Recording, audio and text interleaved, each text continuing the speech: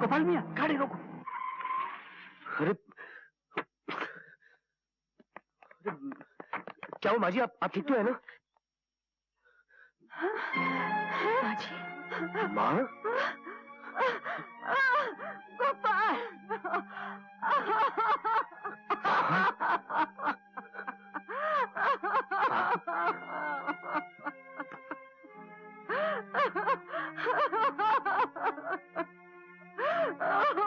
बेटा। माँ जी। गोपाल, तुम्हें इस जन्म में देख पाऊंगी इसकी मुझे उम्मीद ही नहीं रही थी। लेकिन माँ, तुम्हारी ये हालत, मुरली भैया सबों ने कहा कि उन्होंने हवेली गिरवी रखकर तुम्हारे लिए हरिद्वार में कोठी बनवाई है। जब बेटे बीमार माँ को दवा छोड़ 2 बूंद पानी नहीं पूछते, वो कोठी बनवा कर देंगे। जो गाली के बगैर एक रोटी नहीं देते, वो कोठी बना कर देंगे क्या? समझ गया, सब समझ गया। उठ माँ, तू चल मेरे साथ, चल मेरे साथ माँ। संभल के।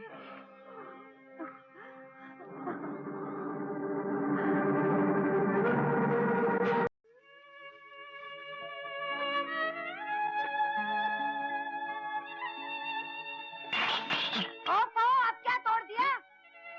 दादी माँ, दादी माँ, दादी माँ, क्या हुआ दादी माँ? दादी माँ क्या हुआ? पानी लाऊं? अरे अरे क्या कर रहे? उठो उठो, लाओ। मरने का इरादा है क्या? जाने क्या बीमारी है, बड़े होकर इतना भी नहीं सोचते कि बच्चे पास में खड़े हैं, मुंह खोल के खांसे जा रही हैं और बीमारी के कीटाणु गिराए जा रही हैं। अरे भाई, मुझे तो अब इनसे डर लगने लगा है, कहीं इनकी ये बीमारी से बच्चों को कोई बीमारी ना लग जाए। भाई इस हिसाब से तो विलायत का रिवाज सबसे अच्छा। बूढ़ों के लिए वहाँ अलग अलग जगह बना दी जाती है, उनके लिए वहाँ खाने पीने दवा दारू का पूरा इंतजाम रहता है। फिर वहाँ खाते रहे या हकते रहे, जवानों को चिंता ही नहीं रहती। भगवान करे कि यहाँ भी ऐसी कोई जगह बन जाए तो मैं सबसे पहले माँ जी को वहाँ भर्ती कर दूँ। उन्हें वहाँ आराम, हमें यहाँ आराम। माँ, जब तुम बूढ़ी हो जाओगी ना तो हम भी तुम्हें वहीं भर्ती करवा देंगे। फिर तुम्हें वहाँ बहुत मजा आएगा। क्या क्या कहा? कैसे? हाँ, जैसे ऐसी बातें करते रहते देख तो। चलो दीदी। उनकी सेवा करेंगे जी दिल से बड़े, जिसे देखेगी दुनिया खड़े ही खड़े।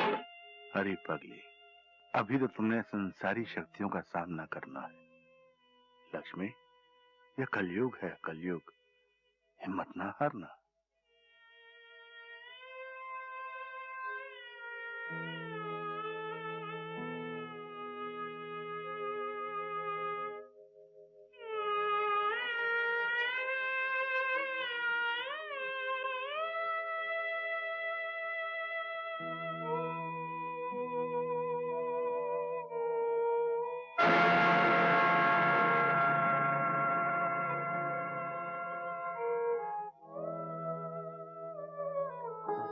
ये लो दादी माँ। हाँ बेटे। हम आपके लिए दूध लाए हैं दादी माँ। दूध? हाँ दादी माँ, आपकी रोटी कुत्ता ले गया ना? हमने अपनी आँखों से देखा है दादी माँ।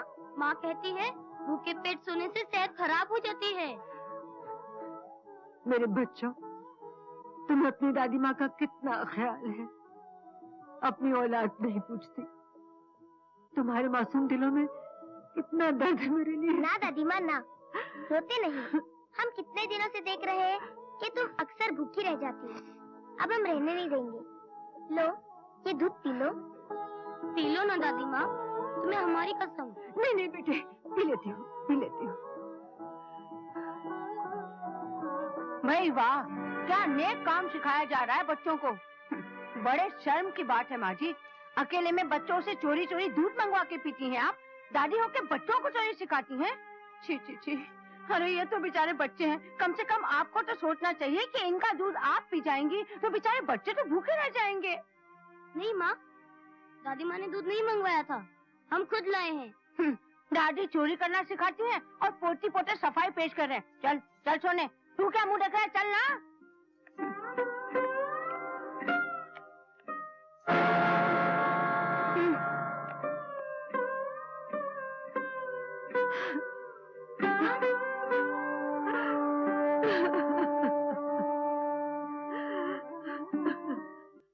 देखो भाई, मैं तो धंधे वाला आदमी और धंधे की बात करता हूँ।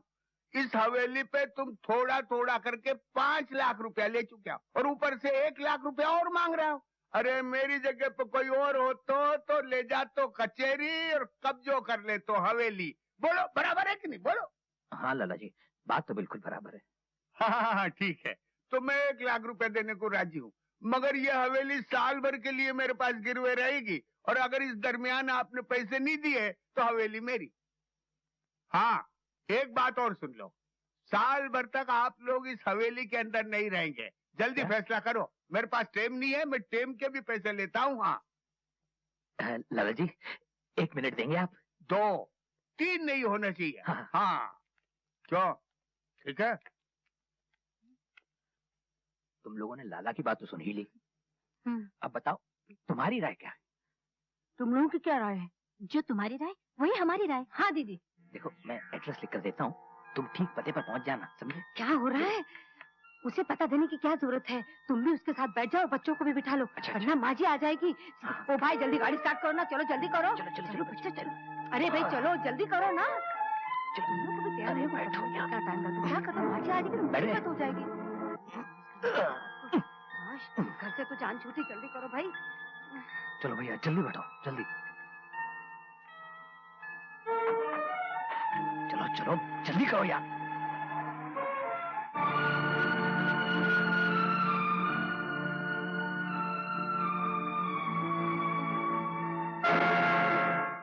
लाला जी, आपने इस हवेली में ताला क्यों लगाया? मेरे बेटे कहाँ हैं? आपको पता नहीं बहन जी, आपके तीनों बेटे हवेली को गिरवे रख के मेरे पास से 6 लाख रुपए नकद ले गए। अब हवेली पे मेरा कब्जा है। नहीं, ऐसा नहीं हो सकता। ये हो गया बहन जी, अब तो बेईमानी की चिड़िया खेत चुग के उड़ गई। अरे बड़े भैया, भैया देखो अपने गोपाल की फोटो छपी है अखबार में। क्या? हाँ। अबे क्या बकवास कर रहा है, दिखा दो। जरूर किसी सेठ के घर डाका डाला होगा। अरे नहीं भाभी, यहाँ पे तो कुछ और ही लिखा है। क्या? अरे क्या लिखा है? किसी का मर्डर किया होगा या फिर किसी की जेब काटी होगी। अरे नहीं, एक ही रात में शमा परवाना के परवाने गोपाल को रुपयों के पर लग गए और वो दौलत के आसमान पर उड़ने लगा। संगीत और नृत्य की दुनिया का बेताज बादशाह बन गया। लोग उसका एक एक शो कराने के लिए लाखों रुपए की पेशकश दे रहे। बाप रे बाप, गोपाल तो रातों रात रोडपति से करोड़पति बन गया। हाँ मनोहर, इसका मतलब गोपाल के पास नोटों का तालाब भरा होगा, नोट ही नोट तैर रहे होंगे। भैया क्यों ना उसके नोटों के तालाब में डुबकी। माँ, ओ माँ! क्या है बेटी? माँ ये देखो, ये महारानी तो ऐसे हाथ चला रही जैसे बर्तन ही सोने के जेवर धो रही हो। सारे कपड़े बाकी हैं, कब धुलेंगे कब सूखेंगे? अरे बेटी, तेरे बाप का सत्यानाश जाए। रास्ते में किसी भी भिखारिन बुढ़िया को देखता है, उस पर दया खाता है और ले आता है घर में काम कराने को। चल उठ बुढ़िया, तेरे बस का नहीं ये काम। वापिस जा और किसी चौराहे पे खड़ी होके भीख मांग। नहीं नहीं, मैं भी धोती हूँ। अरे जब से ये 4 बर्तन धो नहीं सकी, बाकी बर्तन क्या तेरा बाप धोएगा? पकड़ ये 2 रुपए और जा यहाँ से। नहीं नहीं, भगवान के लिए मुझ पर दया करो, मेरा इस दुनिया में कोई नहीं है। तेरा इस दुनिया में कोई नहीं तो क्या जबरदस्ती हमें अपना रिश्तेदार बनाएगी? भगवान के लिए इस बीमार बुढ़िया पर दया करो। बीमार? तू बीमार भी है तो क्या अपनी बीमारी हमें लगाएगी? चल चल निकल यहाँ से।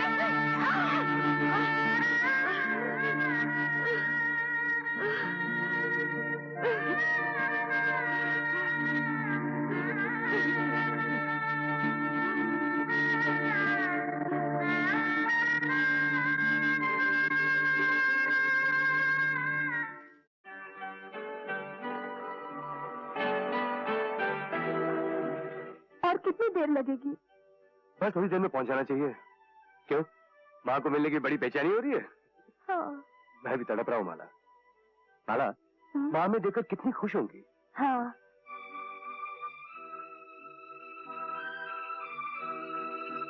मुझे ऐसा लगता है कि उन लोगों ने उनके साथ ठीक व्यवहार नहीं किया होगा।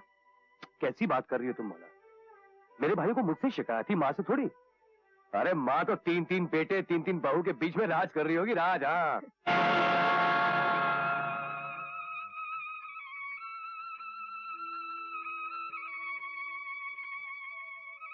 लो बहन, ले लो।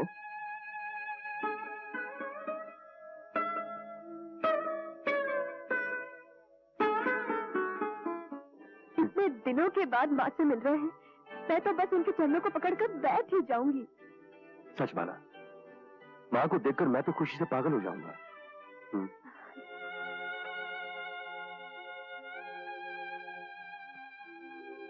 चोर चोर!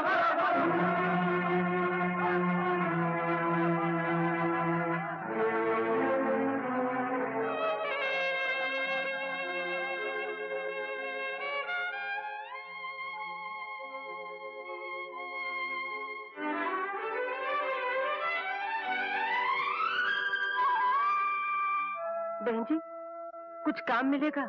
काम तो है, कपड़े धोने का, झाड़ू देने का, लेकिन तुम्हारा कोई जामीन देने वाला है? वो तो नहीं है। तो फिर काम भी नहीं है।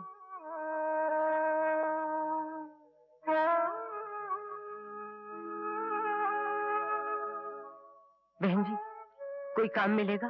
कोई काम वाम नहीं है, जाओ यहाँ से। पता नहीं कहाँ से चले आते हैं।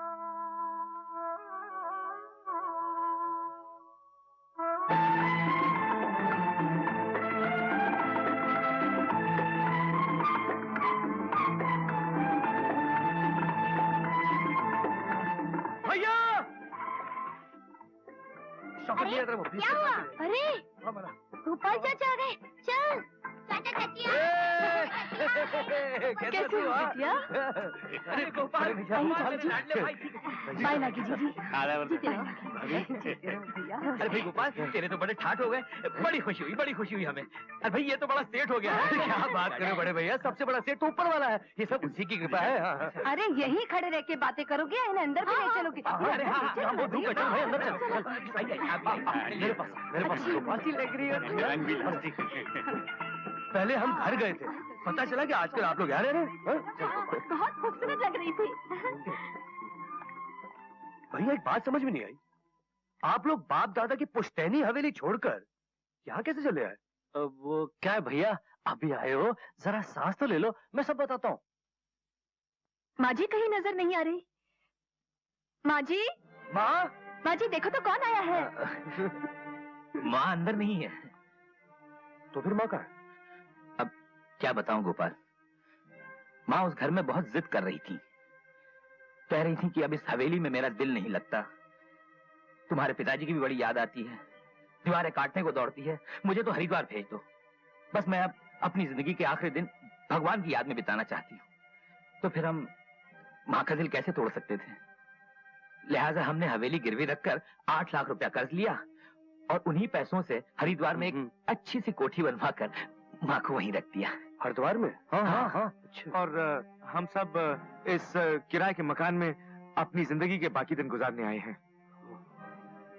ये तो बहुत पुण्य का काम किया तुम लोगों ने। वैसे माँ की कोठी हरिद्वार में कहाँ है? हाँ, वो हरिद्वार का जो मंदिर है ना, उसकी दाहिनी तरफ एक बरगद का पेड़ है, ठीक उसके सामने लक्ष्मी भवन, माँ वही रहती है। हाँ। ठीक है, हम लोग हरिद्वार चलते हैं माँ से मिलने। क्यों? तब तक काम कीजिए भैया, जो कर्जा लिया था ना उसे लौटाकर हवेली छुड़ा लीजिए। शौकत मियाँ जी, आप इन्हें वो 8 लाख रुपए दे दीजिए। जी। गोपाल, हमने अपनी हवेली गिरवी रख के 8 लाख रुपए का कर्ज लिया था।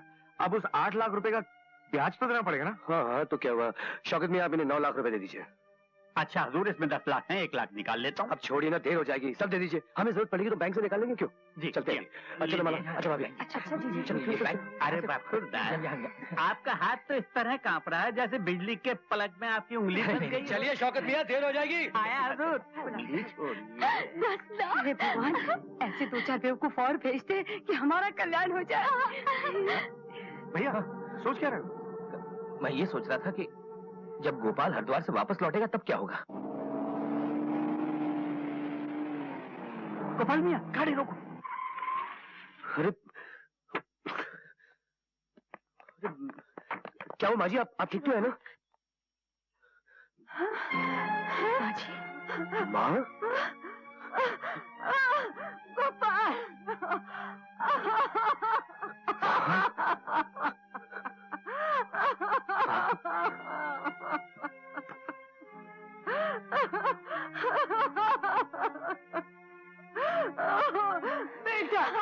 जी।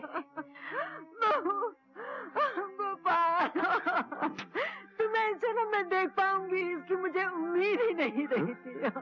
लेकिन माँ, तुम्हारी ये हालत, मुरली भैया सबों ने कहा कि उन्होंने हवेली गिरवी रखकर तुम्हारे लिए हरिद्वार में कोठी बनवाई है।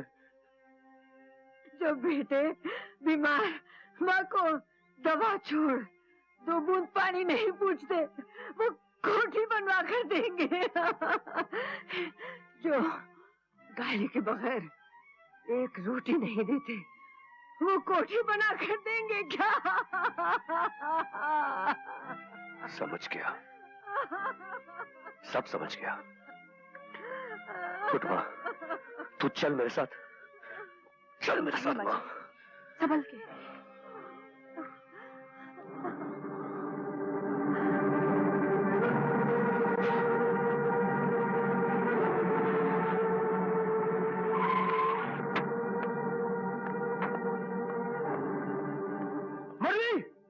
मनोहर किधर?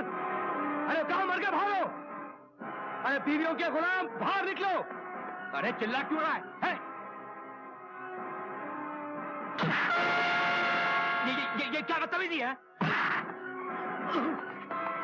मैं माँ के एक आंसू के बदले तुम्हारे पापी शरीर से खून निचोड़ूंगा कब से?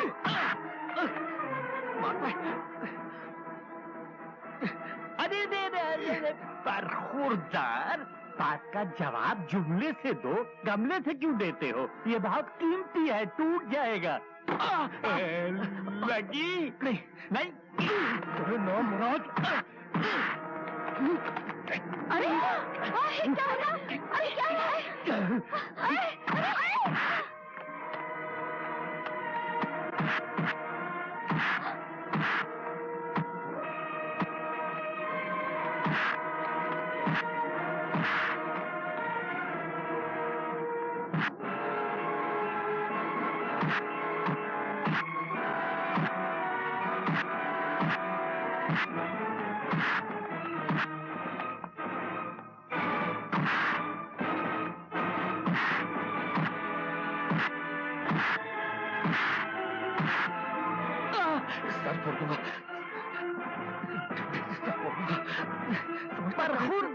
बरखुरदार, ये डंडा तो गुल्ली डंडा खेलने के लिए होता है। हजूर, कभी आपने गुल्ली डंडा खेला है?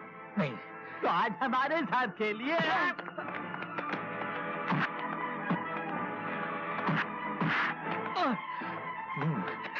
हावड़ा नहीं, तुम कलकत्ता गए हो? नहीं। हावड़ा देखा है? नहीं। तो चलो मैं दिखाता हूँ।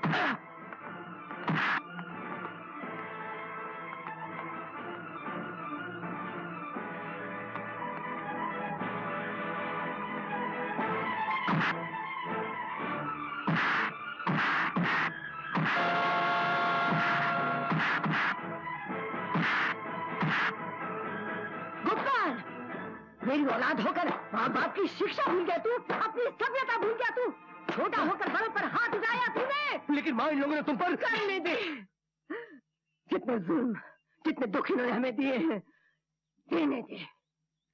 बड़े अगर इंसानियत की ऊंचाई से गिरकर छोटे बन जाएं, फिर भी छोटों को हक नहीं है कि वो बड़ों पर हाथ उठाएं। माफी मांग इनसे। माँ, मैं कहती हूँ माफी मांग इनसे।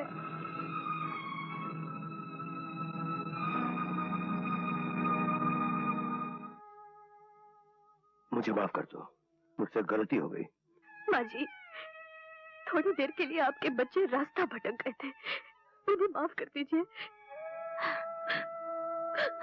ये गोबर के टूटे हुए पुतले की तरह क्या सर झुका के खड़ी हो? अभी मौका है, जाके माँ के आगे पैर पकड़ो, नहीं तो भीख मांगनी पड़ जाएगी। जाओ।